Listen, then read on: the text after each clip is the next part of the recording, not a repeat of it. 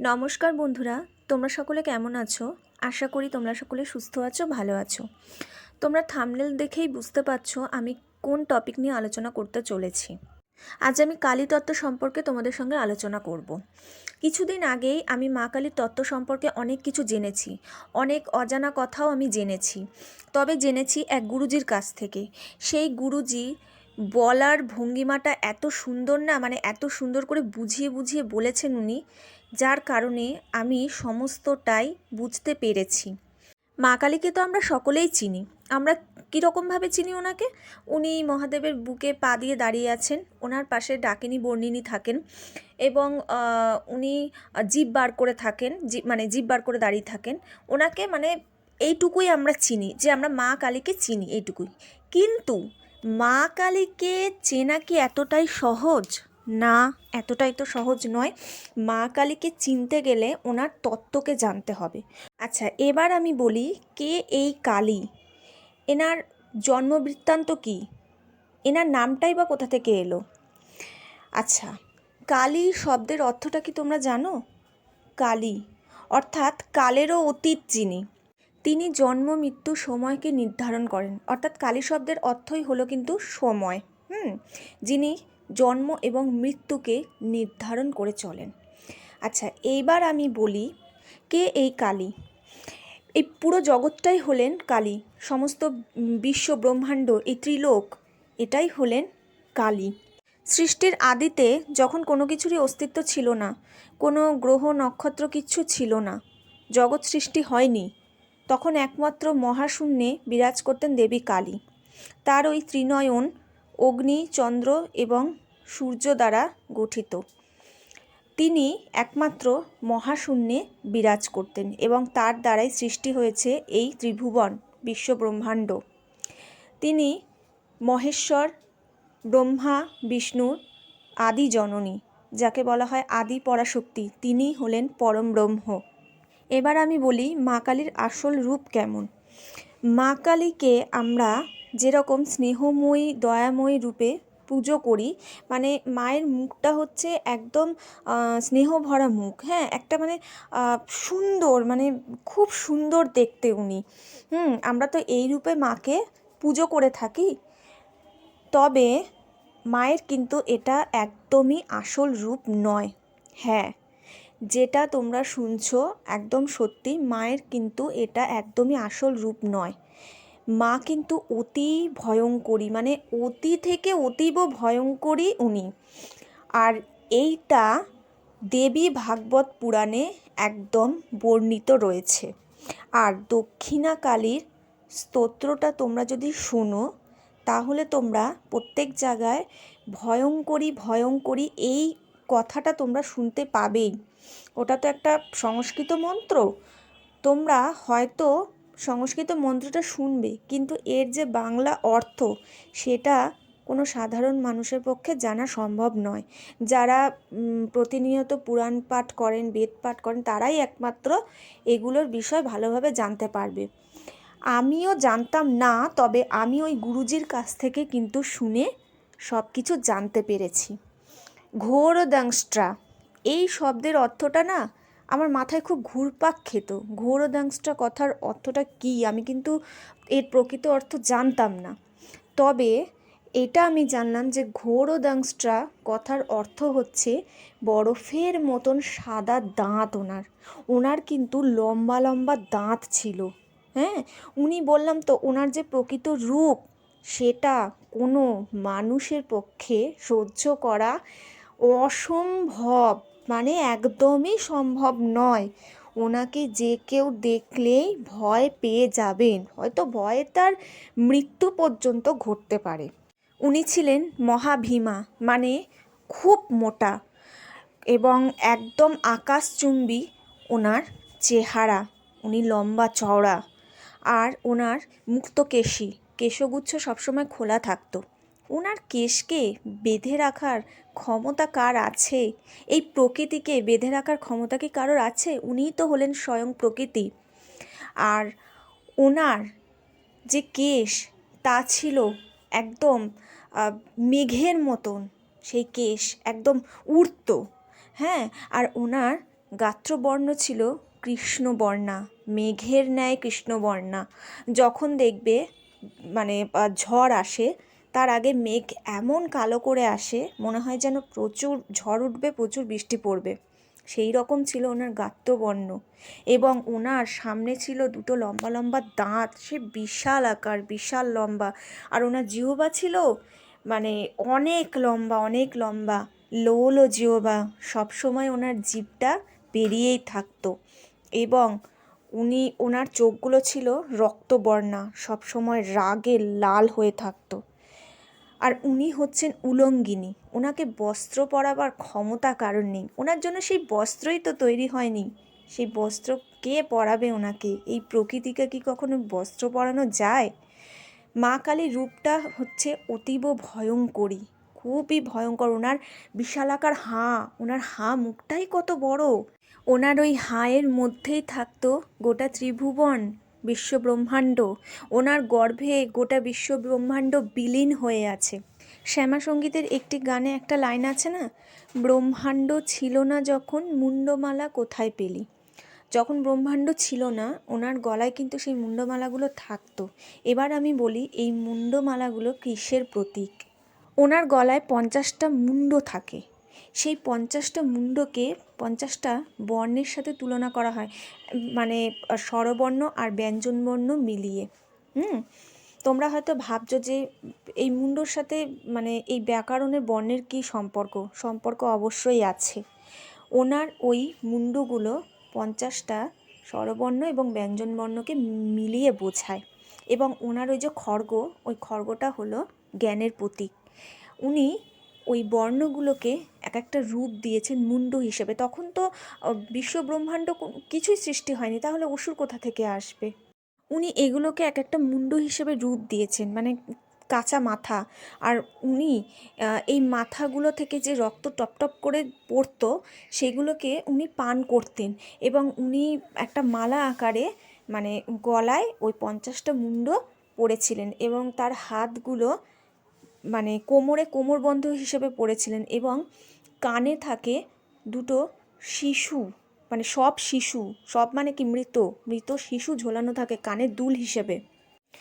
ওনার পুরো দেহে মানে আর রক্ত আর মেদে পুরো মাখামাখি হয়ে থাকতো। হ্যাঁ, উনি অতীব ভয়ঙ্করী, খুবই ভয়ঙ্করী। তবে উনি ভয়ঙ্করী হলেও উনি কিন্তু একটা মৃদু হাসি হাসতেন। উনি কাদের জন্য ভয়ঙ্করী? উনি অশুভ শক্তির জন্য, পাপীদের জন্য ভয়ঙ্করী। যারা শুভ শক্তির প্রতীক, যারা নিষ্পাপ, তাদের জন্য ওনার এই রূপটা স্নেহময়ী লাগে। মহাসাধকরা যারা ষড়রিপুকে জয় করে কালী সাধনা করেছেন, তারা কিন্তু মায়ের এই রূপটা প্রত্যক্ষ করেছিলেন এবং তারা কিন্তু ভয় পাননি। তারা অত্যন্ত আনন্দিত হয়েছিলেন মাকে ওই ভয়ঙ্করী রূপে দেখে। বললাম না, ভয়ঙ্কর হচ্ছেন উনি তাদেরই কাছে যাদের মনে পাপ রয়েছে। উনি কিন্তু তাদের কাছে ভয়ঙ্করী। এবং বাকিদের কাছে যাদের মনে পাপ নেই, নিষ্পাপ যারা, তাদের কাছে উনি স্নেহময়ী মা। এবার আমি বলি, মা কালীর কিন্তু কোনো বাহন নেই, কারণ মা কালীর শক্তিকে বহন করার মতন কারোর ক্ষমতা ছিল না। উনি সব শিবের ওপর, অর্থাৎ মৃত শিবের ওপর পা দিয়ে দাঁড়িয়ে থাকেন। এই মৃত শিবকেই ওনার বাহন বলা হয়ে থাকে। এবার বলি মা কালীর আসল রূপ কোনটি। মা কালী বিপরীত লিঙ্গের সঙ্গে রতিক্রিয়া অবস্থায়, অর্থাৎ সঙ্গমরত অবস্থায় থাকে। কথাটা শুনতে লজ্জাজনক হলেও এটাই কিন্তু সত্যি। এটাই হলো মা কালীর আসল রূপ, গুহ্য রূপ বলা হয় যেটাকে। ওনার এই রূপের জন্যই তো ত্রিদেবের সৃষ্টি হয়েছে, অর্থাৎ ব্রহ্মা বিষ্ণু মহেশ্বর। এবং আমরাও এই পৃথিবীতে ওনার জন্যই কিন্তু আসতে পেরেছি। এই ত্রিভুবন সৃষ্টি হয়েছে শুধুমাত্র ওনার এই রূপের জন্যই। ওনার এই রূপ মহাসাধকেরা কিন্তু প্রত্যক্ষ করেছিলেন, দর্শন পেয়েছিলেন। সৃষ্টির আদিতে উনি নিজের অন্তর হইতে এক প্রতিবিম্ব বার করেছিলেন। প্রতিবিম্ব মানে কি? ছায়া। এবং সেই ছায়াই ছিলেন ওনার পুরুষ রূপ, মানে স্বয়ং মহাকাল। মহাকালী উনি একাধারে পুরুষ আবার একাধারে নারী। উনি নির্গুণা, উনি নিরাকার, আবার প্রয়োজনে সাকার রূপও ধরেছিলেন। অসুর দমন করার জন্য। উনি ব্রহ্মা বিষ্ণু মহেশ্বর হিসেবে যেরকম বিরাজমান, সেরকম ব্রহ্মা বিষ্ণু মহেশ্বরের শক্তি হিসেবেও কিন্তু উনি বিরাজমান, মানে লক্ষ্মী, সরস্বতী এবং পার্বতী। উনি হলেন নারায়ণী সনাতনী। উনি প্রত্যেক জায়গায় অবস্থান করছেন, কারণ এই গোটা প্রকৃতিই তো উনি, এই গোটা জগতই তো উনি প্রত্যেক জায়গাতেই কিন্তু অবস্থান করছেন। ওনাকে যেখানে যেভাবে স্মরণ করবে সেভাবেই কিন্তু উনি আশীর্বাদ করবেন, কারণ উনি কৃপাময়ী মা, উনি দয়াময়ী মা। ওনাতেই কিন্তু সমস্ত রং বর্ণ বিলীন হয়ে যায়, কারণ কালো রং যে কোনো রঙের উপরে মিশাও না কেন, সে কিন্তু কালো কালারটাই আসবে। তাই কালোর মধ্যে সমস্ত রঙই কিন্তু বিলীন হয়ে যায়, তাই ওনার গাত্রবর্ণ কৃষ্ণবর্ণা। ওনার একই অঙ্গে অনেক রূপ, উনি নানা রূপে নানা জায়গায় অধিষ্ঠান করছেন। এবার আমি বলি, উনি দক্ষিণাকালী হিসেবে কেন পরিচিত, দক্ষিণাকালী কেন ওনাকে বলা হয়, ওনার দক্ষিণ পাটা মৃত শিবের ওপরে কেন থাকে? কারণ দক্ষিণ দিকে অধিষ্ঠান করেন যমরাজ। যমরাজ স্বয়ং মহাকালীকে ভয় পেতেন। যেখানে মহাকালীর দক্ষিণ পা এগিয়ে থাকে সেই দিকে যমরাজ কখনোই আসতে পারে না।